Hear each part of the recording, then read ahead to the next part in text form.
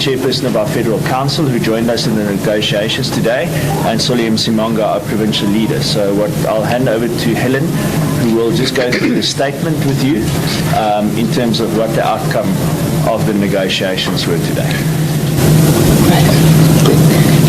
Thank you very much, everybody, and thanks for being here at short notice. I'm sure after your shifts have ended, but having been a journalist myself, I know there's no such thing as a shift with a running story. So with a running story, your shift runs for as long as the story runs on a particular day. So I do appreciate your coming out very much indeed. Secondly, I want to describe this by means of a progress report, and I hope that it does include progress, because we aren't finding each other yet, and there is still quite a big chasm, but we did make some progress today, which I think at least is a step in the right direction. And our door certainly remains open to continued discussion until we do find a resolution in terms of the statement of intent. Now, I don't know if you recall, have you all been following the story, or are you new to it? Because it'll depend on how deeply I go into it. The statement of intent was the document we signed on the 14th of June. Fikile Mbalula and myself signed this document, and it was the product of about 3.5 weeks of intense negotiation. And this statement of intent was intended to be the framework within which all the negotiations subsequently to set up governments would happen. So the statement of intent is a very important document because it covers the broad rules of the game by which every single government that we set up of provincial unity and of national unity would be done. And as you know, there's been a lot of discussion, and ultimately last weekend we reached agreement on the composition of a government of national unity. We very quickly reached agreement on a government of provincial unity in KwaZulu-Natal. That happened very quickly. The terms of the agreement were there. The IFP was the largest party. It completely honored the agreement, and we could very quickly set up a government and allocate seats because everyone was acting in good faith. We've hit a bit of a impasse, if I can call it that, in Gauteng. And it is all rooted in the good faith implementation of the statement of intent in the Gauteng context. And we have required, obviously, because we believe that signed agreements have to have some kind of value, we have kept by this, and we have required that other parties keep by it as well. Now, I would like to take you through a statement that I've written, and one good thing about my having been a journalist before, again, is that I can write statements very quickly. So I've written a statement here that I would like to take you through. This is not an easy matter, so I'm not patronizing you when I stop to explain certain things, because if you're new to the story and you're coming in cold to the story, you will need some background to what we're saying here. But I've tried to be as self-explanatory as possible. That document is going to be sent to you by Franco. And you want me to be a bit louder? Okay. Right. That document is going to be sent to you by Franco. Have you sent it, Franco, to them? Not yet. Okay, so I'm going to take you through it. It would make it a lot easier if you could actually follow it while I'm taking you through it, but it is what it is, so we have to do it this way. Despite some progress in negotiations today, the DA and the ANC have not yet reached agreement on the composition of a government for Gauteng on the basis of the National Statement of Intent signed on June the 14th. Now, on the basis of the Statement of Intent, Solly Msimanga wrote a letter, this letter, of which we have copies here, I think, to state how we saw the Statement of Intent fairly being implemented in Gauteng.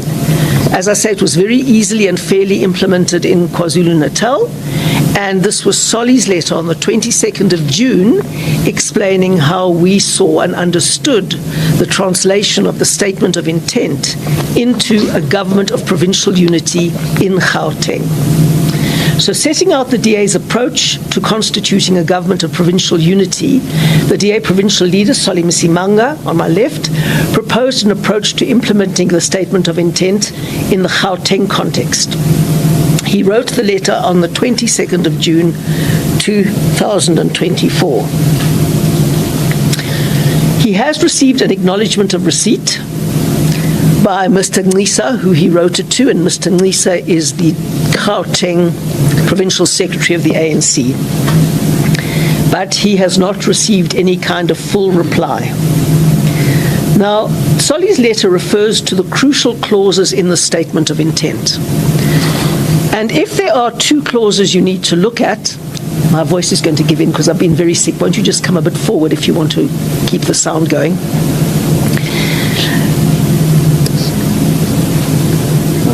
There are two clauses in the statement of intent, and they were clause 16 and clause 19. Can I have some water, Ray? Clause 16 and clause 19. Those are crucial clauses in the statement of intent. Clause 16 defines the principles of proportionality, inclusiveness, and respecting the will of the voters in the outcome of the election. Those are three critical principles that underline the formation of a government. Now that makes sense because you want to respect the will of the voters, which means you have to respect the outcome of the election. We have a proportional representation system, so proportionality is a very important component of our entire electoral system. And then we also agreed that we should try and look at inclusiveness. Now, the other clause was clause 19, which defines the concept of sufficient consensus. Sufficient consensus is a uniquely South African concept that was coined at CODESA in those CODESA negotiations, and I'm old enough to have been at CODESA and here. And in CODESA, basically, there was the application of this concept called sufficient consensus, which we have defined for the very first time very clearly in the statement of intent. So the proportionality clause, which is clause 16, and the sufficient consensus clause, clause 19, were particularly important, and Solly referred to those clauses in his letter to Mr. I've got to just get it right here, sorry, to Mr. Ngisa of the ANC in the province. Now, up till now, the ANC has been prepared to offer the DA a maximum of 3 out of 10 cabinet seats. That is 3 out of 10 cabinet seats, without telling us how many seats they intended to take for themselves and how many they intended to give to other parties. Now, obviously, that's a completely unsatisfactory situation. In the election, the ANC was only slightly bigger than the DA. In the election, the ANC got 34% of the vote, and the DA got 28% of the vote. So we were literally 6 percentage points behind the ANC. We are almost the same size. And so as we go into a government of provincial unity, we needed to take each other into confidence. And it wasn't a situation in which the ANC would constitute a government and invite us in on their terms. It was a situation in which we would respect each other's proportion of the electoral result and agree on the composition of an executive. That was the basis on which it was done. The ANC said, right, we want to give you 3 out of 10 cabinet seats. We wanted to know, well, what do you plan to do with the rest? Because unless we know how many you're planning to take for yourself and whether you're planning to give any to other parties, that is crucially important information for us, and it's information that we need. That's obviously essential to building trust and to ensuring that we get clarity on the composition of government.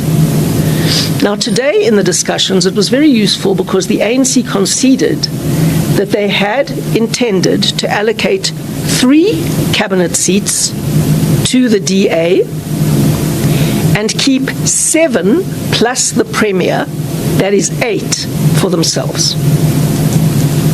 Now, clearly, that would be a violation of the proportionality clause. It would not in any way be proportional, not even wildly. It would not reflect the will of the voters, and it would not reflect inclusiveness. So it was completely out of kilter with Clause 16 of the Statement of Intent. And we said, sorry, 8-3 is not acceptable. Today, they did agree to go down from 7 plus the Premier to 6 plus the Premier, which would be 7 out of 11, and give 1 seat to the IFP and keep us at 3. Now, we have no problem at all with the IFP coming in. In fact, the IFP was an initial signatory to the Statement of Intent, and we believe they should be there in good faith. So we have no problem with that at all. But it is still wildly out of proportion to give the ANC 6 plus 1, the DA 3, which is less than half of what the ANC has got, although we're almost the same size electorally, and the IFP 1. So we said that is not helpful. It does not meet Clause 16, and it is not appropriate, and we cannot agree to that.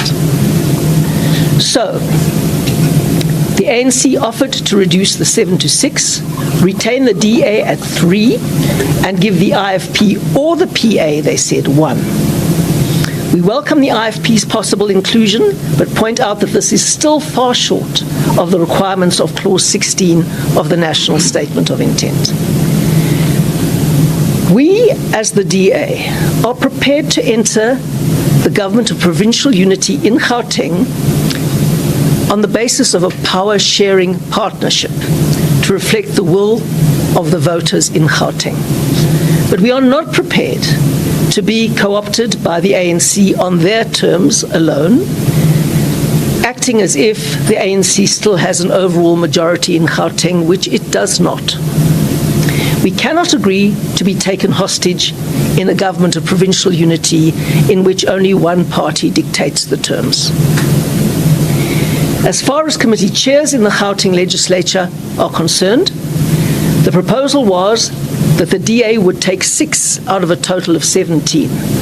And we were prepared to accept this allocation despite a significant shortfall on the basis of the executive reflecting the letter and the spirit of the Declaration of Intent. Our door remains open to further negotiations when the ANC is genuinely committed to treating us as a party that is almost the same size as they are in Gauteng. We will again come to the table in an atmosphere of mutual respect and negotiate in good faith and seek to build trust between the parties. There is still work to do. We must work through the Statement of Intent to ensure that we have the same understanding of that statement and that we don't start arguing later about what various clauses mean. And we must reach an agreement for the genuine sharing of power so that we can properly serve the voters and act in the interests of the electorate and respect the way they voted. So that is our statement. It is going to be coming to you, and I would be very grateful if Janine could distribute. What is that, Janine? That's the statement. That's the statement. Okay, and if you could just bring me, I've run out of tissues for my cold, so sorry. Okay, here's one. Sorry, here's one. This is the one I lost at the beginning. Solly, do you want to add anything? No, I think we'll field in questions. All right. Questions? Oh, sorry, I've been very sick, so that's why I'm blowing my nose. Okay, was that clear? Was that clear to everybody? It's very technical, so I don't expect you to. All right. Please go ahead. Tilo from Kaya 959 News. I just want to find out, you say that you guys are still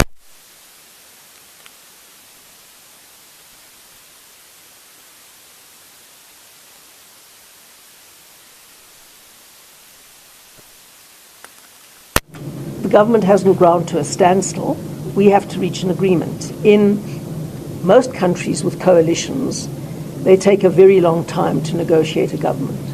In some countries, 3 months, in others, 6 months, in others, up to a year, and in one case, up to 2 years, but we don't intend inflicting that on Gauteng.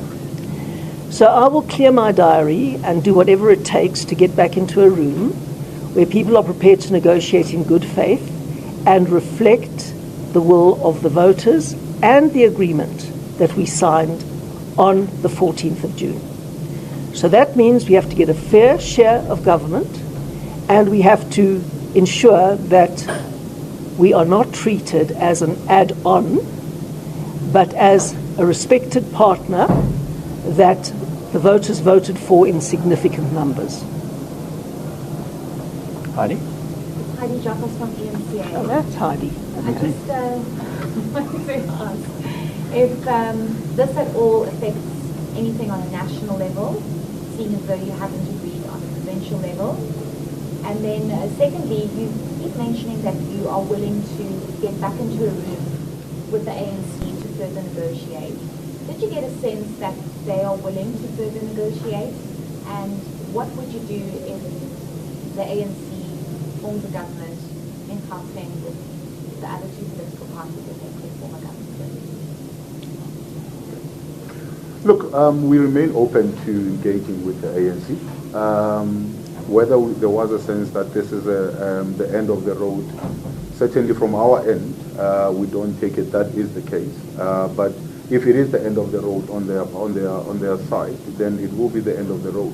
We will take our opposition seat, and we will see then what happens. How we engage going forward. If we're taking our opposition seat, is something that we will then communicate from a caucus perspective. We'll communicate with the media. There will be a full briefing on that, in due time.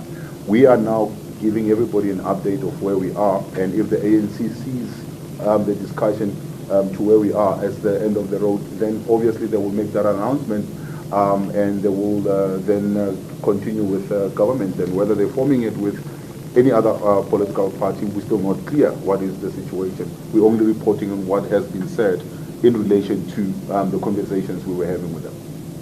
The national KZN impacting that? Yeah.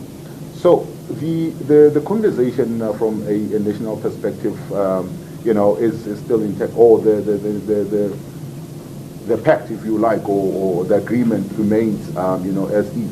But as Helen has said, there are certain clauses that needs to still be ironed out, and there has been a commitment to then iron out some of the clauses that are coming from the statement of intent. But be that as it may, I can tell you right now that as things stand at this point in time, there hasn't been any adjustments on a national or at the provincial level, and this is where we are at this point in time. So just to make that clear, at this stage you can see Gauteng as a standalone in all of this. So the national and KZN deals or agreements are not dependent on Gauteng reaching an agreement. Further questions? Sir? I just want to find out from Mr. Mango, what would be the representation in terms of numbers across the collective or satisfied reflect as a fair representation? That's the first question. The second question is the DA, with the DA mind if other political parties besides the ANC and DA join us? Of course, besides the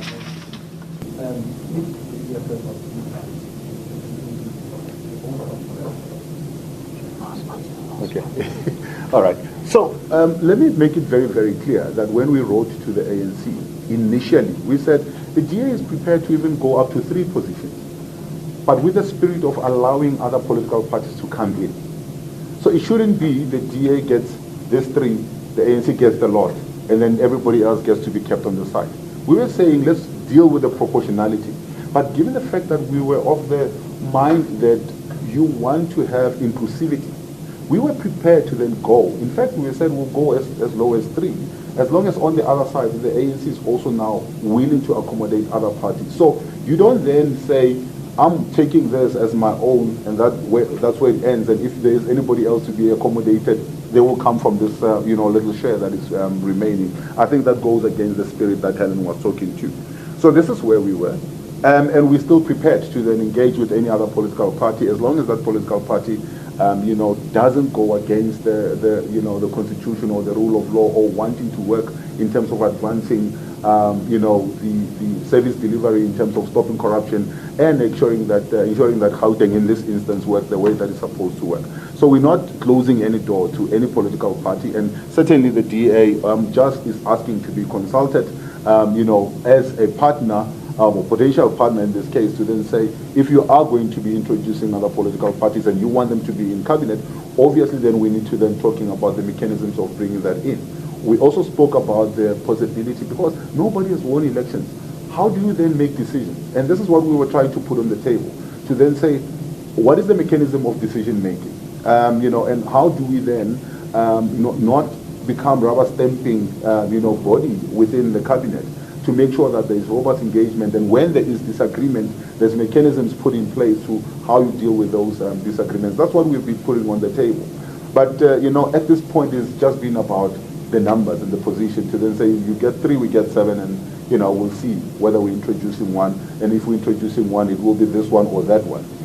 But it's not talking about, but what if there's more that is coming? What do you do then? So do you then just shove them on the side and say you just get committee chairs, or you bring them into the cabinet? Because for us, when you're talking about government of inclusivity, it talks about people that are decision makers. It's not people who are just doing an oversight role on the other side, but the people who are sitting in the room when budgets are decided.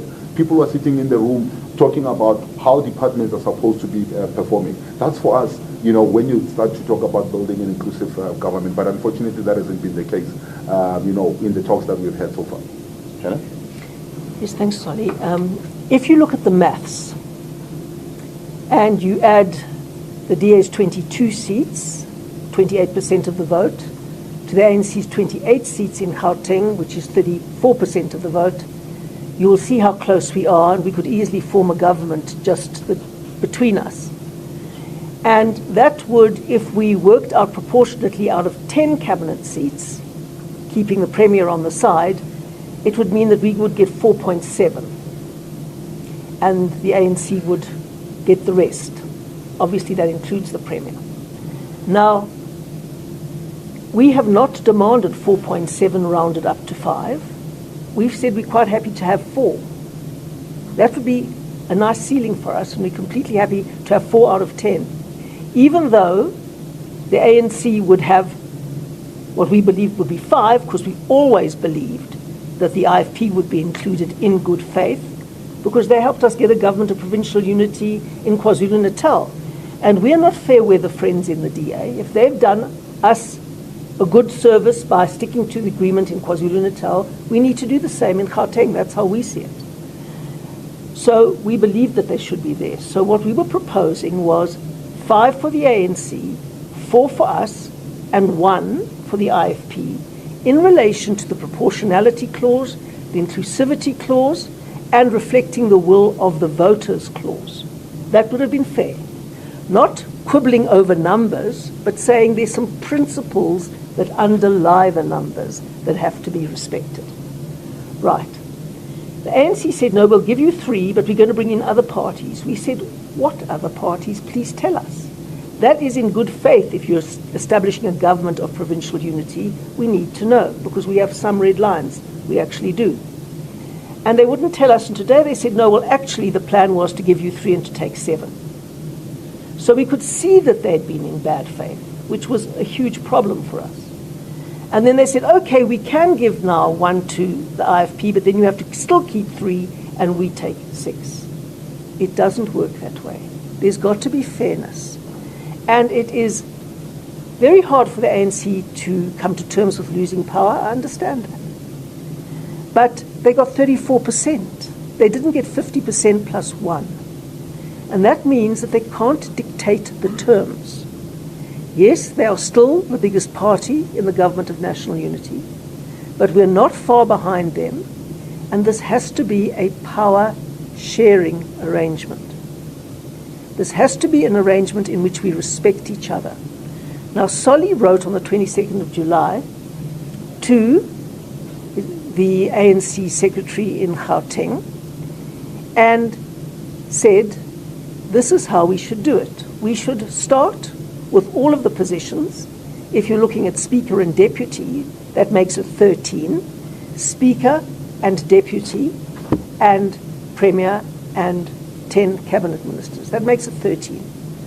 On the basis of proportionality, you get 7, we get 6. We already agreed that the Speaker and the Premier would go to the ANC. That's a big concession, because really it should be one goes to the ANC and one goes to us.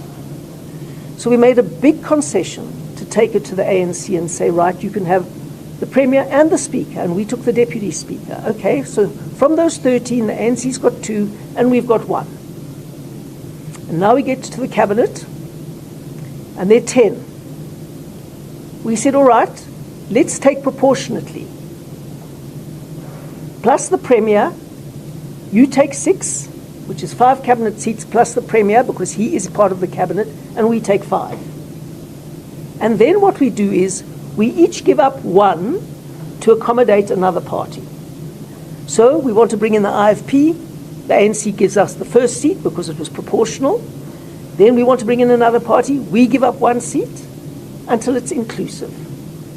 And Solly said that because the Cabinet is limited to 10, we couldn't bring in more than 3 other parties without completely undermining the proportionality aspect of it.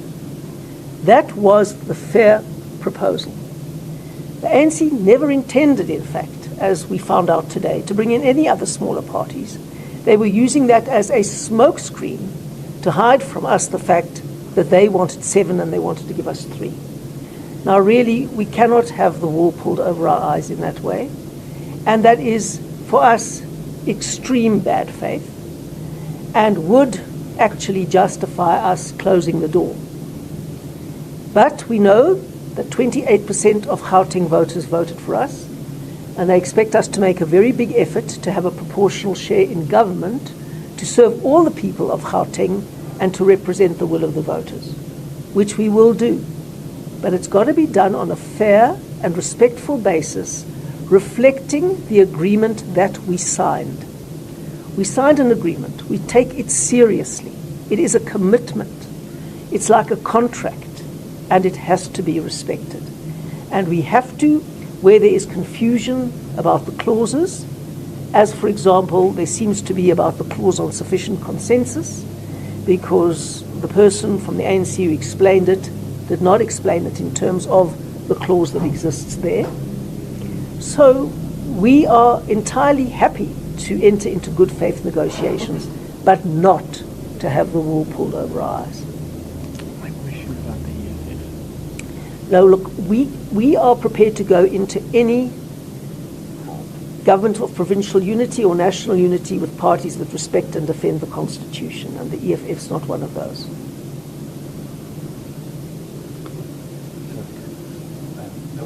Thank you very much, Provincial Leader, Helen, Chairperson. How are you? Look, my name is Luma from the Mail and Guardian. Look, 2 questions. If you are saying you are not prepared, you are walking away from the negotiations with the Gauteng team, are you saying the Secretary General of the ANC must come in and try to resolve this? Is that something that you would consider doing instead of entirely walking away? Secondly, would you be prepared to just be an opposition? Because if you are saying the agreement of national and it was unilateral doesn't necessarily forces the ANC to govern with you, would you then say, okay, because you don't want to include us the way that we want, then we walk away from this thing, you will govern with whoever that you want to govern? And do you get a feeling that the ANC in Gauteng doesn't want to govern with the DA? Thank you very much. Can I just say, it's not the way we want, it's the way the agreement says, okay? It's the way the statement of intent says. It's not the way we want. I just want to just clear up that point, sorry. All right. So I think the first thing is to have an understanding of what we had put on the table in terms of the proportionality. And I must bring the public into confidence here and say The South African psyche is that push, get into something, and then 6 months down the line you get blamed for it. What would have happened if we now take this as is and we go into government, and anything that happens in cabinet that doesn't really reflect what we are trying to then achieve? 6 months down the line, the public starts having an outcry about lack of service delivery and all of that. We are going to be blamed to say you are part of this government. And you forget that we now got into this with very limited say in what happens in that particular cabinet. So that is where we're coming from. That's the first thing. What are we prepared to then do? We haven't closed the door. Helen is still engaging with the national leadership. Part of the national leadership was there today. They were in this meeting. The SG was in this meeting, but left halfway because, as well, we have reached broadly, the principles. And the spirit was that we would have continued with it until we reached consensus. But unfortunately, that has broken. When it got to the point where we then said, if you're looking at the statement of intent, it doesn't really talk to what is actually being put on the table, and the interpretation thereof. It's something that still remains a little bit of a concern. Now, what are we prepared to then do? We're prepared to then go and say, if we are willing to look at this and also be able to then find, the middle ground where, the numbers are changed slightly, because then we need to then ensure that, there's not an over-representation, of the ANC in this particular cabinet. We agree that, they can have, a majority number, but it doesn't mean that you have to have 2 for 1, as an example. You have to then find a balance there, and this is what we are proposing. If the ANC is willing to meet us on that, in that regard, we're willing to then, get around the table. But should that not happen, we will gladly take, the opposition seats. We will gladly, engage with them on an ongoing basis, on an issue-by-issue basis. It doesn't necessarily mean that we will be, jumping at the first opportunity to pass a motion of no confidence. I don't think the DA operates in that particular manner. We want to then ensure that there is a government that works. We hope to be part of the government that works. But if it means that we will have to do it from an opposition perspective, we'll be gladly do that. So just maybe to add on that. So here in Gauteng, you have clearly said, and the DA has clearly said, that they do not want to work with the EFF. If the ANC takes you to, or agrees to the terms that you are speaking about, does it then mean in the municipalities, that's what we are going to see? Because it would not make sense for the province or for the provincial leadership to work together while municipalities or regional areas are not working together. Would it be something that you're willing to discuss, to say maybe let's take them out and work together everywhere? And also, just lastly, my understanding is that they offered you 2 seats, or you demanded 2 seats of education and health. And that was the agreement when you went to vote for the premier in the legislature. Is that the position? No, I don't think when we went, and I don't know where that is coming from, when we went to engage with them initially, there was never even about portfolio allocation. It was about how do we deal with the issue of proportionality, because you have to agree on the numbers before you engage on the position. So we were not even at the position level as yet. So that's the first thing. The second part was that we were saying that let's deal with the province first. Let's deal with the issue of a national agreement. Once you have done that and the mechanisms are working, you can then say, remember, there is an intention to have a, call it the second CODESA if you like, where civil society and everybody else will be engaged, as had been said, to then say how these things are going to work going forward. Part of the engagement could be how do we make local government work a whole lot better than going forward. But at this point in time, we're not where we are discussing the issues of local government. It has been how do we get the province going? How do we get a national government going? I think there's an issue of national government that has now been resolved. KZN has easily been resolved. Here in Gauteng, this is where we find ourselves. But I think from later experience with it, it seems like it was a very frustrating day. What some of the reasons that the ANC is giving as to why they aren't moving or they aren't willing to give up some of these positions? Okay. Well, I'll surmise, I don't know for sure. Yesterday, the Premier, Panyaza Lesufi, was going to call a press conference to announce his cabinet. And he was probably going to say, this is what it is, and I'm leaving these 3 seats for the DA. Then Fikile Mbalula, the Secretary General, intervened and said no. And I happened to be in Gauteng for another reason, and I stayed over, and I came here today. And Fikile Mbalula was there, and we did have this discussion. And then it emerged that the ANC was going to announce 7 ANC people and 8 ANC people. That's Panyaza plus the 7. 8 and leave 3 for us, which was what we suspected, but it was confirmed today. Now, why is the ANC sticking on 8? Apart from the fact that I don't think they fully realize that the voters want power sharing. They don't want us to be co-opted. They want us to share power. They don't want us to become hostages of the ANC. They want us to be genuinely in power, not just in office. The second thing is that the ANC is very, very divided in Gauteng.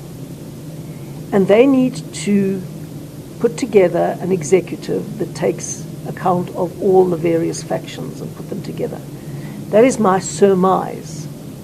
And that is why they need to have enough places to satisfy enough people.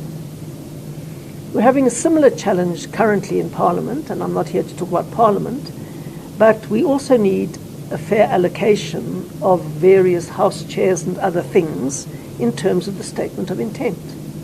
We cannot be rolled back on everything as if we are some kind of useful crutch to keep the ANC in power. We're a party in our own right with a mandate from the voters that intends to execute that mandate in a power-sharing arrangement. And that is our commitment to the residents of Gauteng, who voted for us in very large numbers, and we will fulfill that commitment, and we won't allow the wool to be pulled over our eyes. Heidi, and then I'm going to the circle back. It's Heidi Jacobs from ANC again. I just want to ask in terms of at what point does the DA walk away? Is there a condition? I mean, I asked this question to the PA on Sunday, and they said if we don't get a post provincially or nationally, we're out. Is the DA thinking about that here in Gauteng? If you don't get what you ask for, will you eventually walk away? Because, I mean, the talks with the ANC, they are sticking to what they are offering and what's on the table. And Sally, I asked you this morning, and you said you don't want to get into it, but I'm going to ask you again. What did you ask for? You said you don't want to speak about the portfolios, but are you able to tell us which portfolios you actually asked for? Okay. Sol, you go first. All right. So I think Helen will talk about the walking away part. Let me respond to what we were proposing, because in the negotiations you don't stamp your authority. You propose, there's a counter proposal, and you take it from there. What we said is that we're looking at the Department of Infrastructure Development, DID. Ideally, we would have loved to incorporate that with COCTA for a number of reasons. You're looking at municipalities that are falling apart. You're looking at infrastructure that is falling apart. Therefore, you want to then start coordinating the working of the infrastructure from a provincial perspective, but working with municipalities. That's why you would want that. And this is what we thought that will be able to then bring in some impact in that regard. We said we would look at education or health, not both, that one or that one. And we said then the other one which we would look at was economic development, or no, transport. We were looking at transport, and then we were also now looking at economic development, which would have also included agriculture as well, as alternatives to that. So we didn't come and say, you give us this position or we walk away. We said these are the proposals that we would want to then put on the table. What did the ANC offer you? Did they tell you which positions? We were not there yet. So they didn't say transport? We were just told, give us 3 names and we'll take it from there. Yeah, honestly, that's the problem, if I may say.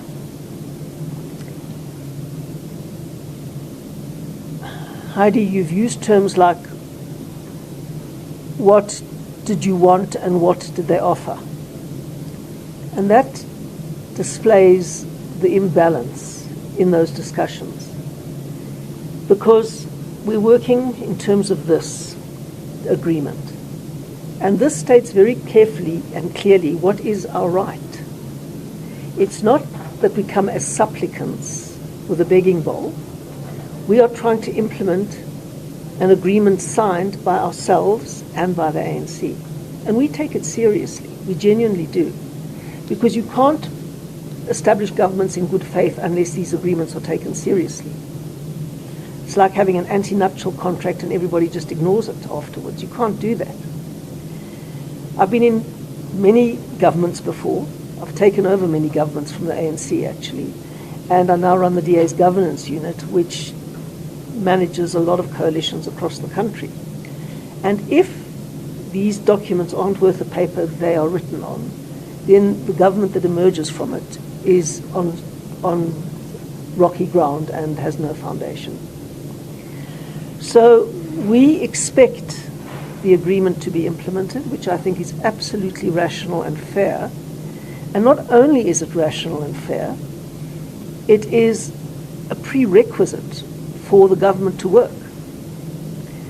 So we are saying clause 16, proportionality, reflects the outcome of the election, and inclusivity is important for us. It's not a question of how much will the ANC give us and what are we demanding. We do it on the basis of a document. And we expect them to be fair with us and help us build trust. Not say, oh, we'll decide on the other parties and we'll negotiate with the other parties. Meanwhile, today they admitted they wanted all of the 7+1 for themselves. That's not conducive to building trust, because we would have ended up with 3 in a cabinet of 11, and they would have had the rest of the 8, having fobbed us off, saying all the time, we're bringing in the smaller parties, but never taking us into their confidence as to which ones they were. So we're saying we're at the table. If you're not prepared to live by these documents, we will go into opposition. And we don't mind being in opposition. It is our comfort zone. And it's not a threat. It's just a fact. And facts aren't threats.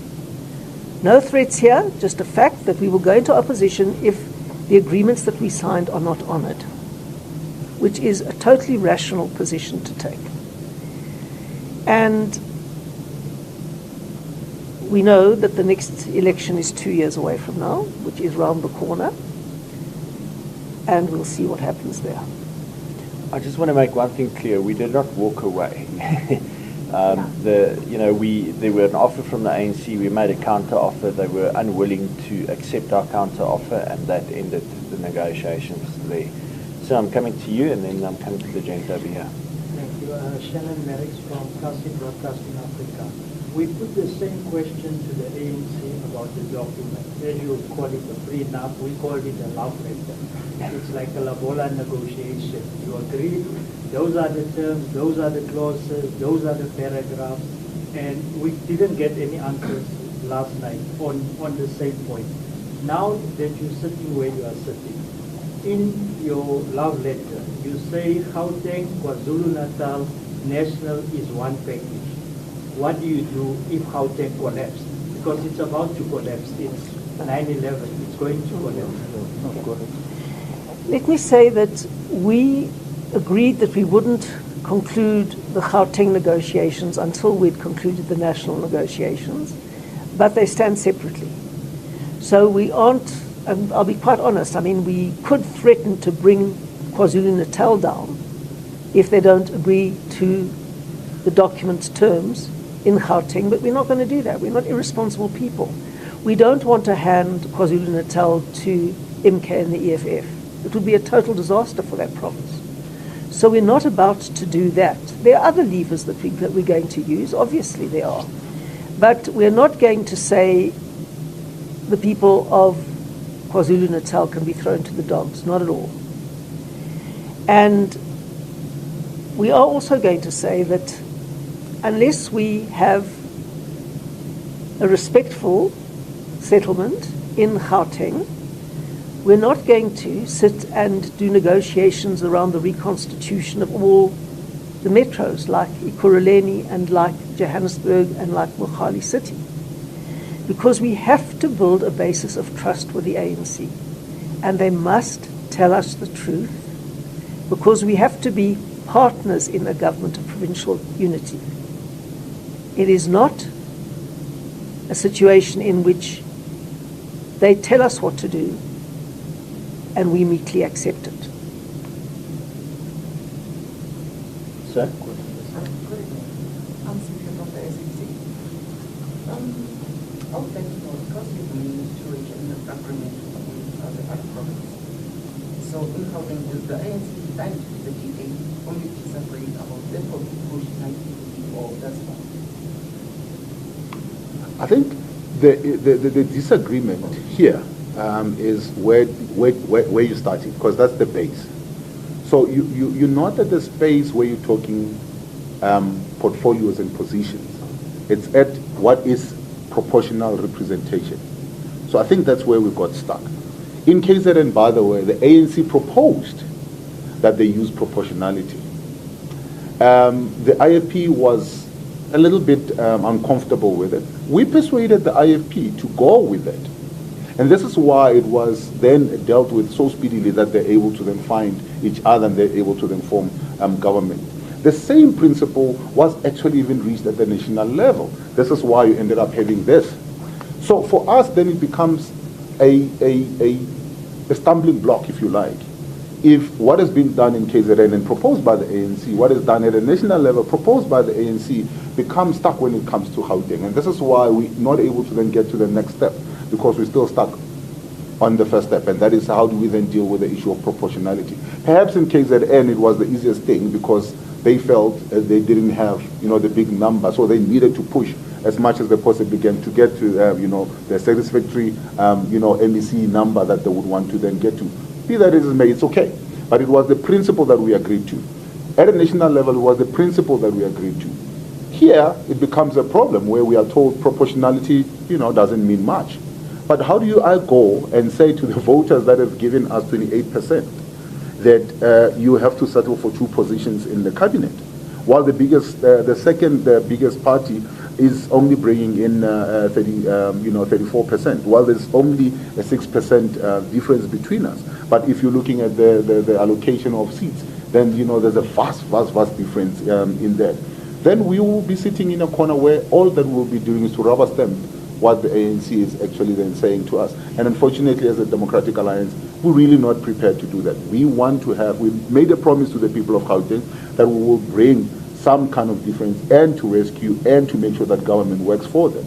And therefore, if we are going to do that, and the mandate from the residents is that go form part of government and have a voice in that, therefore we need to then find each other in that. And this is what we've explained to the ANC. And we said respectfully, are we able to then find each other? Respectfully, are we able to then take the spirit of what the voters have said? So if you take the spirit of what the voters have said, you can't say I'm taking 80% of the power, I'm giving you 20%. And then we will not even have mechanism in terms of, when there's disputes, how do we then deal with those disputes? Because then all I'm coming to do is to then rubber stamp your decision. Then, for me, then it would have been a waste of the 28% that we got from the people of Gauteng. And remember, the 28% is 45% of the combined DA and ANC total. Does that make sense, everybody? Yeah. All right. Anybody else? Okay. I'll go 2 more questions. Sir, we go first. Good afternoon. Alpha Mushani from IWC. In the legislature, given check of was appointed or elected deputy speaker on the day that the premier was elected as well. And of course, if you do walk away from this, already means that she stands to the position in the legislature. How do you feel about that? Possibly losing as a deputy speaker role in the legislature. And number 2, I assume that you watched this yesterday with the ANC. What do you make of some of the comments they made about the DA's line of negotiating? I mean, it was basically characterized as an arrogant party or a party with unfulfilled demands. What do you make of those comments? All right. We are going to have a caucus conversation in terms of what happens with the position that is currently there. And then obviously we'll release a statement on that once we've had a caucus engagement. You'd appreciate we're coming straight from that particular meeting into this particular one. We haven't had an opportunity to then go into details of what are the ramifications for the decisions if it's going to go the way that it's going to go. So we're not at the end as yet. So you can't make a decision as if you are at the end until and at such time as the ANC says we are at the end. Then we'll take it that we're at the end. Then we'll make a decision on that. Going back on the issue of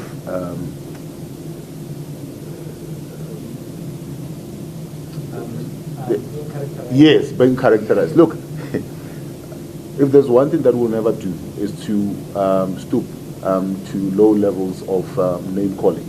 I don't think that is good. I think that is very much embarrassing. We're not going to do that. But I'll give you the facts. You are called into a meeting to then say, come, let's engage and negotiate. You go into a meeting, you put your proposal in writing. You are given a proposal on the fly. Somebody sitting there and says, I think I can give you one. And in that meeting we say, please don't talk about giving us something, because we're not coming here as if, we're sitting with a begging bowl, as Helen has said. We're coming here to engage in all honesty and in a professional manner, that we're putting everything that we're saying on the paper and we're saying, let's discuss this. You continue to then say, well, I'll up my offer by 2, just like that. And then when we then put something to you back in writing, you then say, okay, let me go and engage my executive committee and then I'll come and talk to you.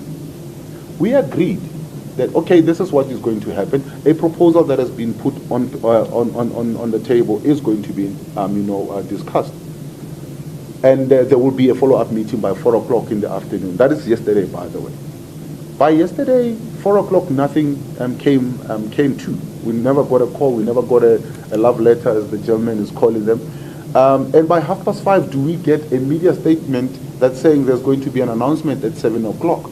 Now you tell me, A, who's negotiating in bad faith, but B, who's behaving like a bully? Because a bully says, well, come kicking or screaming or, go to hell. That's somebody who's negotiating in bad faith. We don't do that. We came, we put everything that, we needed to put in writing on the table. And as part of the negotiations, you then say, I don't agree with this, I don't agree with that. And then you then engage and behave, accordingly. But we're not going to stoop to levels of name calling. We're not going to stoop to levels of characterizing people as spoiled brats and all of that.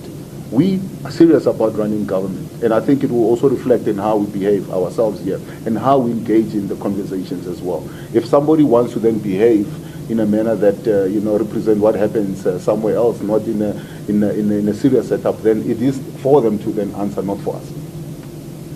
May I just add to that? Arrogant has become the ANC's favorite word. If you don't agree with them, you are by definition arrogant, because no one's allowed to disagree. When we request and require that signed agreements be respected and implemented, then suddenly we're arrogant. Asking people to respect documents that have been signed and agreed to through a process is not arrogant. It's the way the world functions in a predictable and orderly way. And all we are asking for is agreements to be respected and to be treated as partners and not as supplicants. We understand that the ANC is slightly bigger than we are in Gauteng. It's the third biggest party in KwaZulu-Natal, but it is the biggest party still in Gauteng. And we respect that, and we will recognize that in implementing the agreement. But equally, we expect to be recognized as the second biggest party, not far behind. And we need a respectful interchange. We don't go to the media and say things about the ANC as, for example, they said about us last night. We come in a respectful tone, referring to the documentation that's been signed, referring to the expectations that are legitimate of our voters, and looking forward to ensure that when we're in government, we are not just in office, but that we have some power in proportion to the votes we bring to the government of provincial unity. That is not arrogant. That is decent and respectful and in fact expected by the negotiated settlement. Last one? No, that gentleman is going to have the last one. Basically, the question about do you think as the DA that negotiating with the provincial leadership of the African National Congress is not getting you anywhere, and you would like the leadership of the party to intervene and to negotiate with them rather than the provincial leadership? And the other one was, do you have a feeling that the Premier does not want to work with the DA? Thank you very much. Well, I'll gladly answer that. You just need to go back to the elections, the ANC's own elections 2 years ago, and realize that the people that is the chairperson and somebody who was contesting them are actually still in a power tussle as things are. And therefore now you have people that are still trying to then ensure that they are able to then feed their own call it their own factions, if you like. But also there's another element. If you read at the ANC's own, and I don't want to be speaking on behalf of the ANC here, but they find themselves between a rock and a hard place. In that, if you have a premier that is a man, then you need to have more representation of women in the cabinet. And if they don't have enough position to satisfy that, remember in Gauteng they have 5 regions that they need to satisfy. They have additional SACP that they have to accommodate. They have COSATU somehow that they have to then accommodate in that. So not only do they have to deal with the 5 regions, they have to deal with the factions, they have to deal with the SACP, they have to deal with COSATU. So they must then answer that, to then say how much of this is a factor in terms of the decision and that they're taking and how they're not willing to then move. I mean, if the DA was willing to move up to 3, when you're looking at proportionality, what is given on the other side? That's the question that should be asked, but we're not getting there yet. I think that was, whether, we do believe that there is a bit of political or internal political game or internal political ambitions that have been answered to yes. So this is what is actually then happening, or well, according to my own understanding and of what is the lay of the land there. And whether that means that, getting somebody like Fikile or the national guys to then come in and deal with the situation. They went and dealt with the Northwest. Because Northwest, with its own, and as much as they were on their own, forming government, they couldn't agree on how, the portfolios are to be allocated and who's going to be in the cabinet and all of that. The Thuli House had to intervene because of the factions that were taking place there. So I think if there was and I'm not saying the ANC at a provincial, at a national level are not talking to each other. That is not for me to then, respond to. But I'm saying to you that if you were to then have people that are removed from what is happening here, you possibly could have a different, answer to what is actually brought us here today. Yes, sir. Yeah, thank you. I think my question is directed to Helen. I want to play devil's advocate. As the DA, you run Western Cape, economic hub. In KZN, an economic hub, you got some few nice seats there.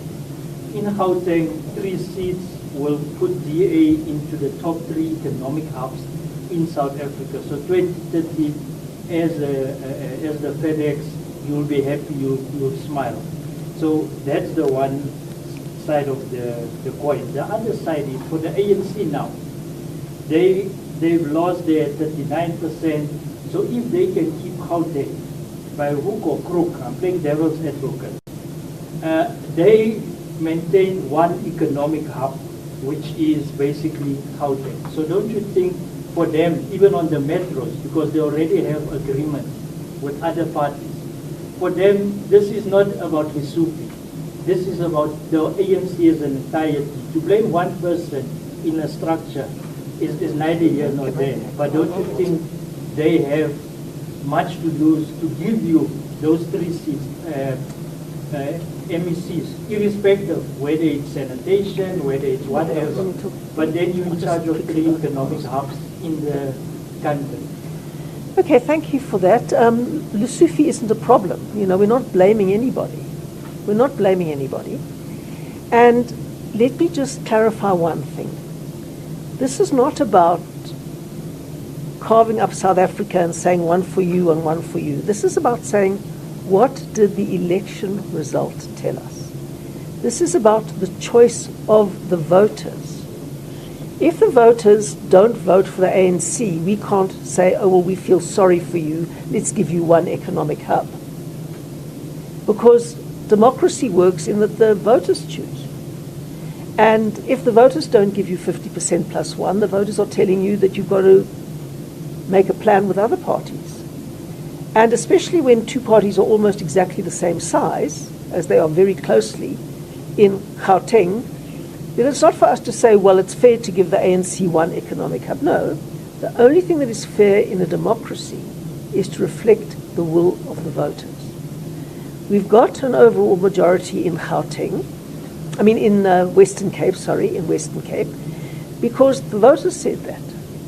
The majority happen to like the way the DA governs there, and we get an overall majority there. In KwaZulu-Natal, we're the 3rd biggest party, and we respect that. And as Solly said earlier, the IFP wanted to take more seats, and we said, no, you can't. You've got to give the ANC their fair share, and we've got to give the least. We've got 2. That's fair because of our proportion in the electorate. But we can't merely get 3 or even 2 or even 1 here when we've got more than double in Gauteng what we've got in KwaZulu-Natal. So the question is not what's fair or unfair in a general theoretical sense of like handing out sweets to a group of children, if I can say that. What is fair is how do we reflect the will of the voters? That's what's fair. Also, you need to have the ability to make a difference in government. So you don't want to be a marginalized partner then you're not a partner, then you're just basically co-opted. So you want to be a partner that can make a contribution. And I think, if we can make a contribution in all these economic hubs, we can prove ourselves as an alternative to the voters. And I think that's one of the important things that we want to achieve. But there needs to be mutual respect in order to get to that partnership. All right. Apologies that we started slightly late. Thank you very much for your patience, and thank you very much for your attendance. We really appreciate it. You're obviously welcome to engage with any of the leaders here one-on-one if you should wish to do so. Thank you very much, and that concludes the formal part of this conference. Thank you. Yes, thank you very much indeed. Thank you, everybody. Short notice.